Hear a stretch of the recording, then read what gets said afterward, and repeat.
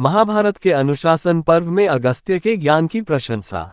महाभारत के अनुशासन पर्व में अगस्त्य मुनि के ज्ञान, तप और संयम की अत्यंत प्रशंसा की गई है। अगर ये चैनल आपको अच्छा लगे तो प्लीज लाइक और सब्सक्राइब करें।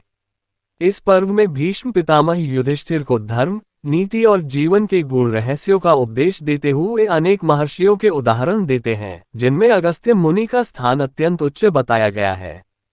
अगस्त्य मुनि न केवल महान ऋषि थे, बल्कि ज्ञान और संतुलन के प्रतीक भी माने गए। उन्होंने अपनी तपस्या और बुद्धि से देवताओं, असुरों और मनुष्यों तीनों लोकों में संतुलन स्थापित किया। कहा जाता है कि जब दक्षिण दिशा में असुरों का आतंक बढ़ा, तब अगस्त्य मुनि ने उस दिशा में जाकर धर्म की स्थापना की।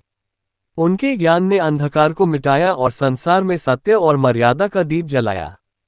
अनुशासन पर्व में बताया गया है कि अगस्त्य मुनि का ज्ञान केवल वेदों तक सीमित नहीं था। वे धर्म, राजनीति, औषधि, खगोल और प्राकृतिक विज्ञान के भी गहन ज्ञाता थे। उनके शब्दों में ऐसा तेज था जो असत्य को भस्म कर देता था। उन्होंने सिखाया कि सच्चा ज्ञान वही है जो अहंकार को मिटाकर समाज के कल्याण में प्रयुक्त हो।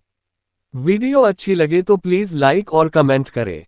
भीष्म कहते हैं कि अगस्त्य जैसे ऋषि ने ये सिद्ध किया कि ब्रह्मज्ञान केवल तप से नहीं, बल्कि संयम, करुणा और कर्तव्य पालन से भी प्राप्त होता है। वे उन ऋषियों में थे जिनका ज्ञान सागर की तरह गहरा और अमर है, जो समय और मृत्यु से परे है।